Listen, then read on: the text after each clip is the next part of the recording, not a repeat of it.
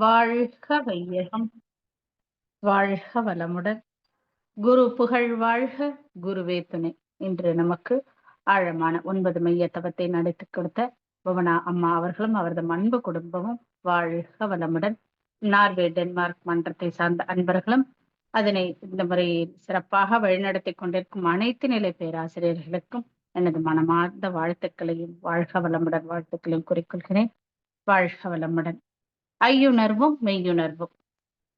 இதற்கு முதல்ல தெளிவு குருவின் திருமேனி காண்டன், தெளிவு குருவின் திருநாமம் செப்பன், தெளிவு குருவின் திரு வார்த்தை கேட்டன், தெளிவு குருவின் திரு உரு சிந்தித்தல் தானே. இந்த கவியுடன் ஆரம்பித்தால் சிறப்பாக இருக்கும் என்று தோன்றியது. நாம் அனைவருமே இப்படிப்பட்ட குருவை அடைந்தவர்கள், பாக்கியசாலிகளே. புலங்களுக்கு அற்பாற்பட்ட அருணாச்சலனை குரு உருவாய் ஒளிர் என்றதால் புலன்களுக்கு அப்பாற்பட்டதே குரு உருவாய் வந்து அமைகிறது என்றாகிறது. நமது புலன்களுக்கு அப்பாற்பட்டவராகவும் அதே சமயத்தில் புலன்களுக்கு அனுபவம் ஆகுபவராகவும் இருப்பவர் குருவார். ஏனெனில் மனித பிறப்பு பற்றி ரொம்பவும் பெருமையாகவும் அரிதான பிறப்பும் என்றும் மனவளக்கலையில் வந்த பிறகு கூறிக்கொள்வோம், மற்றவர்களிடம் கோருவோம். ஏன்? தத்துவங்களை கேட்க ஆரம்பித்த பின்பும் நமது பயிற்சிகளை செய்து வரும்போது சில வினைகள் நம்மிடமிருந்து போவதை உணர்கின்றோம். அதற்கு முன்பு திருமூலர் கூறியதை போல் உடம்பினை முன்னம் இழுக்கன்று இருந்தேன் என்று வாழ்ந்து கொண்டிருந்திருப்போம். நமது கலையில் உடல் என்பது மெய், உயிர் என்பது அசையக்கூடியது, மனம் என்பது 5 புலன்களால் ஆன எண்ணத்தின் தொகுப்பு என தெரிகிறது. அதோடு உடல் சரியாக இருந்தால்தான் மகிழ்ச்சி என்பதும் புலப்படுகின்றது. அது ஒரு பாடல்ல கூட நம்ம படத்துல வரத பார்க்கலாம். அசையும் பொருளில் இசையும் நானே, ஆடும் கலையின் நாயகன் நானே, எதிலும் இயங்கும் இயக்கமும் நானே, நான் அசைந்தால் அசையும் அகிலம் எல்லாமே, உன் ஆணவம் பெரிதா என. ஆம், அப்படித்தானே ஆணவத்தோடு இருப்போம் நாம. ஆனால் நாம் எப்படி வாழ நினைக்கின்றோம்? துன்பம் இல்லாத இன்பம் மட்டுமே நிறைந்த வாழ்க்கையே. துன்பம் வந்துவிட்டால் சலித்துக் கொள்வோம். ஆனா துன்பம் ஏன் வருகிறது, மனதில் ஏன் குழப்பம் வருகிறது என்று சிந்தனை செய்து பார்த்திருப்போமா? சிந்தித்தால்தானே காரணம் அறிந்து துன்பம் இல்லாமல் வாழ முடியும். உதாரணத்துக்கு இந்த மொபைலே யூஸ் பண்றோம். அத்தியாவசிய தேவைக்கு மட்டும் யூஸ் பண்ணினா பரவாயில்ல, அளவு முறையோடு உபயோகத்தால். அத்தகைய இன்பம் நீடிக்கும் போது, அளவு முறையோடு உபயோகிக்கும் போது அது அமைதியும் நமக்கு கொடுக்கின்றது. அப்படி அவ்வளோ சூழ்நிலை கவர்ச்சியில் சிக்கிக் கொள்கிறோம். இதனால் வந்த நோக்கம் இறைநிலைய பற்றிய எண்ணமும் மறந்து விடுகின்றது. இதற்கு உபாயம் இந்த உலக படைப்பை பற்றியும் இறைவனை பற்றியும் தெரிய வேண்டும். ஐயத்தின் நீங்கி தெளிந்தார்க்கு வையத்தில் வானம் நனிய துடைத்தேன்கிறார் வள்ளுவர். மெய்யறிவு பெற வேண்டும் என்று நினைப்போருக்கு சந்தேகங்களை தீர்த்து கொண்டால் யாதும் மெய்யென உணரும் தன்மை உண்டாகும். அமைதியான மனநிலையில் நம்மை சுற்றி நடப்பவை அனைத்தையும் அறிய முடியும். என்னையும் என்னை சுற்றி உள்ளவற்றையும் புரிந்து கொள்ளும் போது அங்கே இன்பம் மட்டுமே நீடிக்கும் தானே. இதுவே பேரின்பத்திற்கான படி. அதோடு அந்த மகிழ்ச்சியை அளிக்கக்கூடிய ஒரு பொருள் எது என்று ஆராய ஆரம்பிக்கின்றேன். பொதுவாக சொல்வார்கள் இல்லையா, நம்ம ஒரு அடி எடுத்து வச்சா இறைவன் 10 அடி முன்பு எடுத்து வைப்பான் என்று. அதை வள்ளுவர் என்ன சொல்றாரு? குடி செய்வால் என்னும் ஒருவருக்கு தெய்வம் மடித்தற்று தான் முன்தரும் என்றார். இறைவனை தேடுவது என்பது இப்பொழுது ஏற்பட்ட ஒன்று அல்லவே. முந்தைய காலத்திலேயே கடவுளை அறிவதற்காக பல வருடங்கள் தங்களை வருத்தி கொண்டு ஒரே இடத்துல இருப்பாங்க. அப்படி இருக்கும்போது கூட குடும்பத்தை விட்டும் பிரிஞ்சு போயிடுவாங்க இல்லையா. மேலும் எதை பற்றி சிந்திக்கவே மாட்டார்கள். இறைவனை அடைவது ஒன்று மட்டுமே என்றும், தனது நோக்கம் எதுவோ அது பூர்த்தியாகும் வரை கடுமையான தவம் புரிவார்கள். அப்படியே அவர்கள் உணர்ந்ததை கூறினாலும் மற்றவர்கள் புரிந்து கொள்ள வேண்டும் என்பதற்காக புராண கதையாகவும் வழிபாட்டு முறையாகவும் கொடுத்துள்ளார்கள். நம்ம உதாரணத்துக்கு பார்ப்போமே, திருசங்கு சொர்க்கம். வினை முடியாத போது எங்கும் நிறைவாக வாழ முடியாது என்பதை கூறுவதற்கான கதைதானே திருசங்கு சொர்க்கம். அதே போல கும்பகர்ணனின் கதை. அறியாமல் செய்தால் தவறு செய்தாலும் வினையும் உண்டு என்பதை உணர்த்துவதற்காக கூறினார்கள். இறைநிலை தன்னை தானே ரசிப்பதற்காக வந்தவன்தான் மனிதன். அப்படி இருக்க இறைநிலையை தன்மாற்ற வரலாற்றை பார்க்கும்போது இறைநிலை ஒவ்வொன்றாக பரிணமித்து வரும்போது ஐம்புலன்களான 5 தன் மாத்திரைகளான அழுத்தம், ஒலி, ஒளி, சுவை, மனம் என்ற வரிசையில் வரும்போது 6வதாக மனிதனிடம் மனமாக மலர்ச்சி பெற்று வருகின்றது. 5 அறிவு விலங்கினம் வரைக்கும் மனம் என்ற யோசிக்கக்கூடிய, எண்ணக்கூடிய அறிவு நிலை இல்லாததால் அவை தன் தேவையுடன் நிறுத்திக் கொள்ளும்.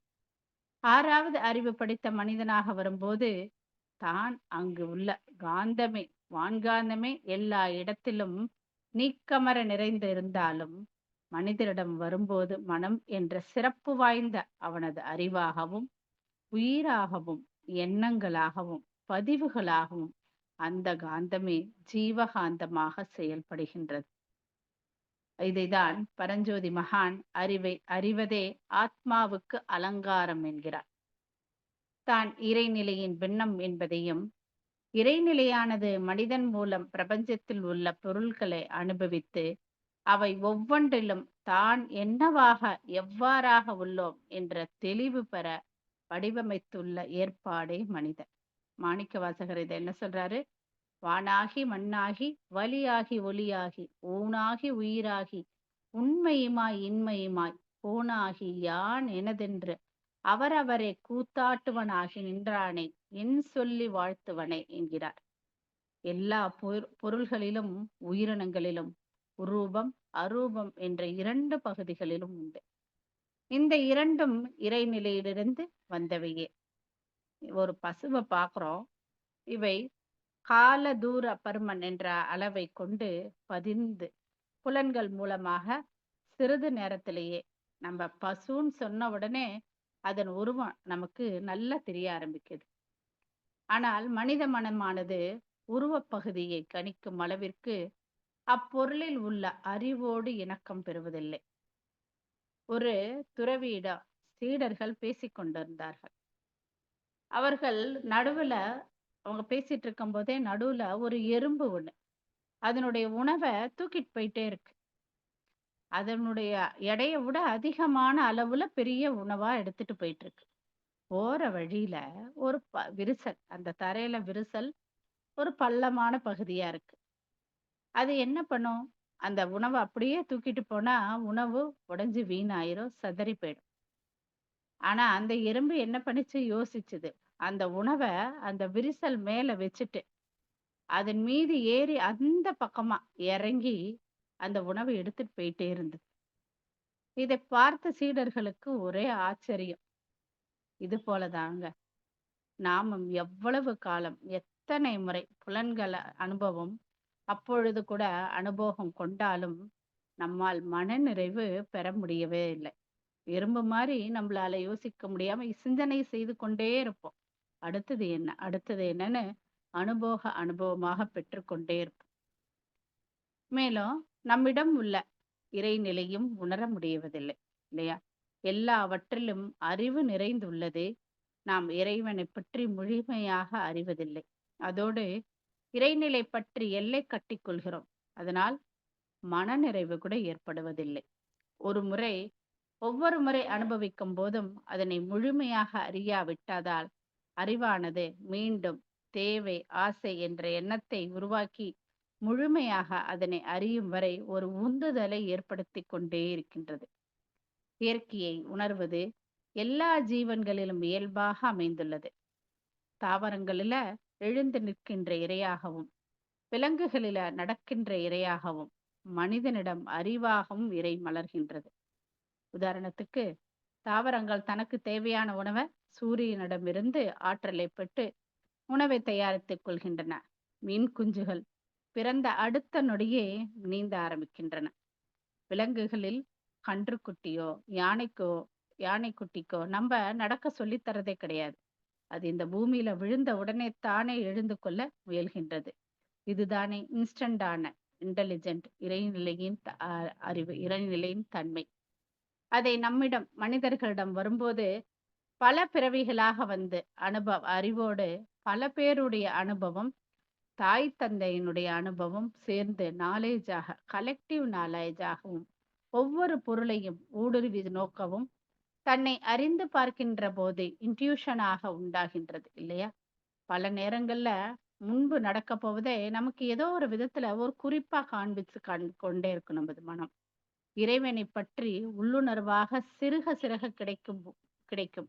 இது போன்று இருந்தும் கூட பெரியவர்கள், ஞானிகள் புராண கதைகளாகவும், வழிபாட்டு முறைகளாகவும் ஏன் கொடுத்தார்கள் என்றால், மனிதன் அறிவில் உயரும்போதே எதையும் அப்படியே ஏற்றுக்கொள்வதில்லை. அதனால் நம்பிக்கை, விளக்கம், முழுமை பேர் என அறிவு நிலைகளை படிகளாக கொடுத்தார்கள். நம்ம கண்ணாடிய பார்க்கிறோம். முழுமையான உருவம் தெரிவதில்ல இல்லையா? அதனால என்ன பண்ணுவோம்? ஒண்ணு கொஞ்சம் கண்ணாடிய நகர்த்தி வைப்போம். இல்ல கண்ணாடிய நகர்த்த முடியலன்னா, நம்ப கொஞ்சம் நகர்ந்து நின்று பார்ப்போம். முழுமையா நம்மளோட உருவம் தெரிய வேண்டும் என்பதற்காக. இதுதானே எதார்த்தம். பண்பு மனிதனிடம் இருந்து கொண்டுள்ளது. இருக்க வேண்டும் என்பதற்காக சொல்லப்பட்ட புராணங்கள் தான் இது. சித்திரகுப்த வழிபாட்டுல தெரியும் நமக்கு. சித்திரகுப்த வழிபாட்டுல பாத்தீங்கன்னா, பசுவனுடைய அன்று இந்த சித்திரை மாசம் வரப்போகுது. அன்று உபயோகப்படுத்த மாட்டார்கள். அந்த உயிரை துன்பப்படுவதாக எண்ணி. பசு என்பது ஆன்மாவை குறிக்கும் சொல். 5 அறிவு விலங்குகளிடம் இல்லாத ஒன்று பகுத்துப் பார்ப்பது மனிதனிடம் நம்மிடம் உள்ளது. ஆனால் தான் தனது என்ற தன்முனைப்பை இறைவனை மறந்த நிலையில் தனது சிறப்பிற்கு எல்லாம் காரணம் தான் என்ற எண்ணம்தான். அறிவின் மயக்க செருக்குதான் தன்முனைப்பாகும். இது ஒரு திரை போன்று அறிவின் ஒளியை மறைத்து நிற்கின்றது. அப்ப மாயையிலிருந்து விடுபட வேண்டுமானால் ஐயுணர்வோடு கூடிய மெய் உணர்வு அவசியம். யான் எனது என்ற சிறுகருப்பான் வானோருக்கு உயர்ந்தவன் ஆவான் என்கிறார் குறள்ல. சித்திரகுப்தர், சித் என்றால் உயிர், குப்த அப்படின்னா ரகசியம்னு அர்த்தம். உயிரை பற்றி அறிந்தவர்கள் தான் சித்தர்கள். சித்தர்களின் வாழ்க்கை நெறியே ஈதல், இரவாமை, மகிழ்போகம். ஈதல்னா மற்றவர்களுக்கு உதவுதல், இரவாமைனா நம்முடைய வாழ்க்கையை சரித்திரமாக்குதல், மகிழ்போகம் என்றால் துன்பம் கலவாத இன்பமான வாழ்க்கை. சித்தென்ற உயிரை உணர்ந்தவர்கள் மகான்கள், உணராதவர்கள் சாதாரண மனிதர்கள். இதுதான் இடையே உள்ள வேறுபாடு. உயிரை பற்றி அறிந்து கொள்ளாத போது இறந்த பிறகு நமக்கு சொர்க்கம் நரகம் என்ற ஆசையை காட்டி அச்சமூட்டி மக்களை நல்லதை செய்யவே தூண்டும் பழமையான கற்பனை கதைகளாக கூறினார்கள். உடலிலிருந்து ஆன்மாவில் உடலிலிருந்து அந்த ஆன்மாவில் பதிவுகளாக தான் உள்ளன. இன்ப துன்ப உணர்ச்சிகளானது பதிவிற்கு ஏற்ப ஒத்ததுடன் தான் சென்று செயலாக வினைகளாக மாற்றிக்கொள்ளும். அப்ப நமது மனம் அந்த எல்லையற்ற அந்த முற்றறிவின் சுத்த வழியின் ஒரு பின்ன பகுதி தான். அதனுடைய ஆற்றலின் காரணமாக பிரபஞ்சத்தை பிரபஞ்சத்தை உணர்ந்து கொண்டு பிரபஞ்ச அழிவுக்கு விரிந்து நிற்க வல்லமை பெற்றிருப்பதோடு முடிவாக அதனுடைய மூல நிலையாகிய சுத்தவெளியோடு தொடர்பு கொள்ள சிறப்பையும் பெற்றிருக்கின்றது. சுத்தவெளி என்பது முழுமை. பல கோடிக்கணக்கான தோற்றங்கள், காட்சிகள், உயிரினங்கள், அவற்றின் இயக்கங்கள் அத்தனையும் உள்ளடக்கி கொண்டு இருப்பது சுத்தவெளி. இறைநிலையாகிய சுத்தவெளிதான் ஆதி எனும் இருப்பு நிலை. அந்த இறைநிலையாகிய ஆதி, அனாதி, பூரணம், இறைவன், உண்மை என பல பெயர்கள்ல நாம அதை அழைக்கின்றோம். இதை நம்ம பூஜ்யம் என்று கூட கூறுவோம். இது அணு முதல் அண்டங்கள் வரை தன்னுள்ளே வைத்து அதை சுற்றியும் காத்து கொண்டும் இருக்கின்றது. அதனால் இதனை எல்லாம் வல்லது ஆல்மைட்டி அப்படின்னும் நம்ம சொல்றோம்.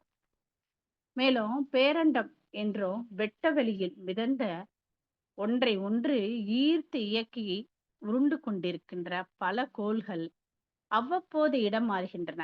அத்தகைய சஞ்சாரங்களினால் பூமிக்கும் இடையே இடைவெளி கூடுவதும் குறைவதும் ஏற்படுகின்றன.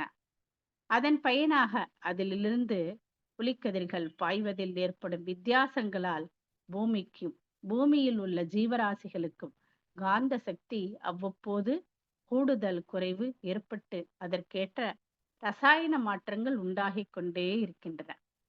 அணு முதல் கொண்டு எல்லா தோற்றங்களும் உருவமைப்பு, குணம், காலம் கொண்டு சிறிது கூட இயக்க நீதி வழுவாது செயல்புரிகின்றன. எல்லா காலங்களிலும் இடங்களிலும் தக்கபடி இயங்குவதற்கு ஏற்ற அறிவு அனைத்தையும் ஊடுருவும் சுத்தவழியை தவிர வேறு என்னவாக இருக்கும்? இத்தகைய அறிவே பேரறிவு என்கிறோம். இது மெய்ஞானம். சூழ்ந்த ஆற்றலால் அணுக்கள் கூடும்போது அணுத்திறன் என்றும் தொகுப்பு ஏற்படுகின்றது. அதை மேலும் சூழ்ந்து அழுத்தியே பேரணுக்கள், அதிலிருந்து தோற்றப் பொருள்கள், கோள்கள், ஜடப்பொருள்கள், உயிரினங்கள் மலர்கின்றன. நாம கடையில இப்ப தேங்காய் போய் வாங்குறோம். தேங்காய்க்குள்ள தண்ணி இருக்கு இல்லையா? எலுமிச்சம்பழம் வாங்குறோம். அதுலயும் தண்ணி இருக்கு. இதற்குள்ள இருக்கிற அது இதை நல்லா இப்ப என்ன பண்ணுவோம்? ஜூஸ் போட்டும் குடிப்போம். இது போல எந்த இடத்துல நீர் இருந்தாலும் அது நமக்கு தேவைப்படுவதாகவே இருக்கின்றது. சில இலைகளை பிழிஞ்சு பார்த்தோம்னு வச்சுக்கோங்களேன், அவற்றிலிருந்து ஒரு ரசாயன இலை வரும் இல்லையா? தனித்தனி பெயர்களை மட்டும்தான் அவற்றுக்கு நாம கொடுக்கிறோம். அதுல இருக்கிறத தேங்காய் தண்ணி இளநீரனும், இந்த எலுமிச்சம்பழத்துல இருக்கிறத ஜூஸனும், இதுல இருக்கிறத சாறு அப்படின்னு எலுமிச்சை சாறு சொல்லுவோம். இலையில இருக்கிறதையும் சாறு அப்படின்னு சொல்லுவோம். பேரு தான் வேற கொடுக்கணும். ஆனா அது எல்லாமே மூலம் ஒன்றுதானே. இந்த இளநீரின் மூலமும் தேங்காய்க்குள் எப்படி தண்ணீர் வந்தது? நிலத்தில் இருந்து தானே. நிலத்திற்கு மழையிலிருந்து. மழை எப்படி நீரை பெற்றது? கடலிலிருந்து. கடல் நீர் ஆவியாகி மேகம் மாறுவதால். கடலில் உள்ள நீர் அரூபம். அந்த நீர்தான் ஆவியாகின்றது என்பது அரு உருவம். அரு உருவம் என்பது கண்ணால் பார்க்கக்கூடிய நிலையிலும் பார்க்க முடியாமல் மறைந்திருக்கும் பொருளுக்கும் அரு உருவம் என்று சொல்வார்கள். இப்ப காற்று நம்ம மேல உணர்றோம். உணரும்போது தெரிகிறது. கண்ணுக்கு புலப்படுவதில்லை. அதனால் இல்லை என்று சொல்லிவிட முடியுமா? இறைநிலை அரூபமானது புலன்களுக்கு எட்டாது. ஆயினும் அது அனுமானம் என்ற நிலையில் உணர்ந்து கொள்கிறோம். பரிணாம வளர்ச்சியில் ஏற்படும் மாற்றங்களை எல்லாம் மறந்து விடாமல் மூலத்தை நாம் பார்க்க வேண்டும். நான் யார் என்ற கேள்வி நம்மோட கேட்டு பார்ப்போம். நமக்கு இப்ப எல்லாருக்கும் ஓரளவுக்கு தெரிஞ்சிருக்கும். நம்ம யாரு? இறைநிலையின் அந்த தன்மை, அதனுடைய ஒரு சின்ன பகுதி, பின்னப்பட்ட பகுதி அப்படின்னு. இந்த இறைநிலை பற்றி தெரிந்து கொண்ட பிறகும் இன்னும் நமக்கு என்ன தெரிய வேண்டும்? இந்த இறைநிலையிடமே கேட்டு பார்ப்போமே. அப்படின்னா இந்த முழுமை நோக்கிய பயணத்தில் ஐயுணர்வு உணர்ந்த நிலை மாறி இறைநிலை தன்னை தானே ரசிப்பதற்காகவும் தன்னை பற்றி தெரிந்து கொள்ளவும் வந்தவன் தானே. வான்காந்தத்துல ஜீவன்கள் உருவாக முடியாது. ஜீவகாந்த களத்தில் தான் ஜீவன்கள் உருவாக முடியும். அதனால்தான் இன்னும் ஆராய்ச்சியாளர்கள் எந்த கிரகத்தில எல்லாம் மனிதனால வாழ முடியும் அப்படின்னு பார்த்துட்டே வராங்க. இறைநிலை எல்லையற்றதாக ஆற்றல் இருப்பதால் அங்கிருந்து வந்த ஆற்றலை மனமாக செயல்படுவதால் மனத்திற்கு எல்லை இல்லாத ஆற்றல் உண்டு இல்லையா? அதனாலதான் நம்ம ஒண்ணு தேடிட்டு இருக்கோம். ஏகலைவன் கதையில பாருங்க, எண்ணம் எழும் இடம் ஒரு புள்ளியாகும். அவரு குரு கிட்ட கத்துக்கணும்னு நினைச்சாரு இல்ல. அது ஆனா ஏங்கி முடிச்ச இடம் அகண்டாகாரம், பிரபஞ்சகலம். அவர் நினைச்ச குரு யாரு?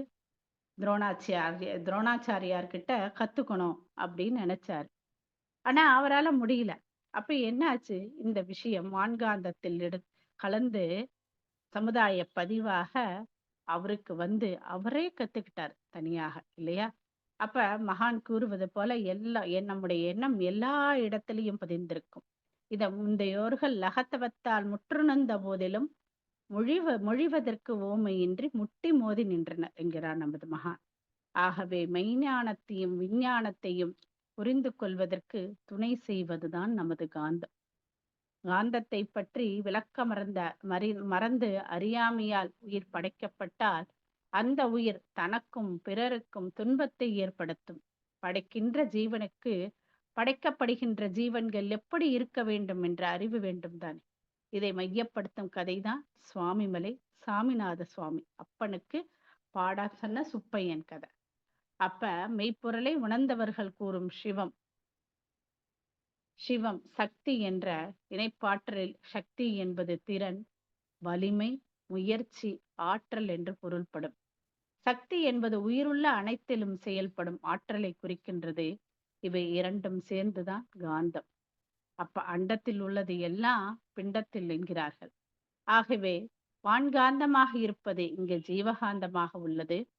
இறைநிலை தன்மாற்ற சரித்திரத்தை பார்க்கும்போது தன்னை தானே ரசிப்ப வந்த நம்ம அந்த ஓர் உயிர் தாவரத்தில் இருந்து 6வது அறிவாக மனிதனாக வரும்போது இயற்கை சட்டங்கள் மூன்றையும் தகர்த்து கொண்டுதான் ஒரு மனித உருவத்தை படைத்துள்ளது இல்லையா? நம்ம ஒரு குழந்தைய இப்ப நம்ம வயிற்றுல 9 மாசம் அப்படின்னு சுமக்குறோம் அந்த குழந்தைய.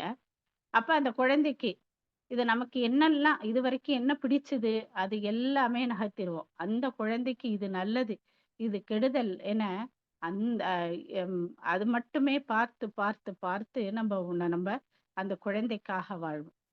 அப்ப இந்த உலகிற்கு கொடுக்கக்கூடிய இறைநிலையும் அப்படிதான் நமக்கு கொடுத்திருக்கு. ஆனா நம்ம என்ன பண்றோம்? 5 அறிவு விலங்கினம் வரைக்கும் தனது தேவையோட தான் அது நிறைவு செய்து கொள்ளுகிறது. யானைக்கு கரும்பு பிடிக்கும் என்பதால மொத்த கரும்பையும் தானே சாப்பிடுவது வைத்துக் கொள்வதில்லை. அதே போல சிங்கமும் சிங்கம் போன்ற விலங்குகளோ தன் பசிக்கு அப்பொழுது கிடைக்கும் உணவை அடித்து உண்டுவிட்டு தன் தேவை போக விட்டு விட்டு சென்று விடும். மீதிய ஒரு நரியோ நாயோ எது வேணும் ஓநாயோ அதை உண்டு கொள்ளும் இல்லையா? என்னுடையது நான் மட்டுமே உண்ண வேண்டும் என்ற அந்த சிங்கம் நேர்ந்து கிடையாது இல்லையா? 6வது அறிவு பெற்ற மனிதனாக வரும்போதுதான் தான் தனது என்ற அதிகாரப்பட்ட இந்த அதிகார பொருள்பட்ட உண்டாகின்றது என்பதை உணர்ந்து அந்த இறைநிலையின் தன்மையான அன்பும் கருணையுமாக வாழ வேண்டும் என்று முயற்சிக்கிறோம் என்று நினைப்பதுதான் எனது சக்தி இல்லையா? இந்த உண்மை உணர்வு ஏற்படுவதற்கு முன்பு 5 புலன்களால் அடையக்கூடிய இன்பம் சிறிது தொடர்ந்து நீடித்தால் அதுவே துன்பமாகவும் சலிப்பாகவும் உணரப்படுகின்றது. ஆனால் அறிவை அறிந்த பின்பு பெரும் இன்பம் பூரணமாகவும் சலிப்பில்லாததாகவும் இருக்கின்றது. ஜீவகாந்த சக்தியின் பெருமையை உணர்ந்து அளவு முறையோடு செலவு செய்வதை ஐந்தடக்கம் என்றும் புலனடக்கம் என்றும் ஐவித்தான் என்றும் கூறுவார்கள். அந்த காந்தமாக ஜீவ இனத்தின் உயிராகவும் அறிவாகவும் செயல்படுகின்ற அந்த அறிவு எங்கிருந்து செயல்படுகின்றது? எனது கருமையத்திலிருந்து. கருமையம் என்பது தெய்வீக பெட்டகம் அல்லவா? அதில் எந்த மன அலைச்சுழை வேகத்தில் எல்லாம் பதிந்தனவோ அந்த மன அலைச்சுழல் தானாகவே அமையும் போது நாம் விரும்புகின்ற போதோ சந்தர்ப்ப சூழ்நிலைக்கு ஏற்பவோ சுருங்கி சுருங்கி வடிவத்தில் இருந்ததெல்லாம் மலர்ச்சி பெற்று மூளை வழியாக செயலுக்கு வரும் இல்லையா? இதுதானே உண்மை தெய்வம், நமது கருமையம். இந்த கருமையம் தான் என் தெய்வமாக என்னை வழி நடத்துகின்றது என்றதை எப்பொழுது தெரிந்து கொண்டேனோ அப்ப நான் என்ன பண்ணுவேன்? ஒரு நல்ல ஒரு குருவை தேடி நாடி அடைவேன் இல்லையா? அப்படிப்பட்ட குருதான் நமது மகான் வள்ளலார் பெருமான் அவர்கள் தனது எண்ணற்றை இயற்கையை இறைவன் இறைவன் இயற்கையே இறைவன் என்பதை வேதாத்ரி மகரிஷி மூலமாக உலகுக்கு அளித்தவர். அப்படி அறிந்த அனுபவிக்க இன்றேனும் விரைந்து எழுச்சி பெற்றுயிர் என்கிறார் நமது மகான். மனிதன் தன்னை அனுபவிக்க இறைநிலை பற்றிய அறிவு வேண்டும், தெளிவு வேண்டும். அதற்கு நமக்கு நல்லதொரு அகத்தவம் வேண்டும் என்கிறார்.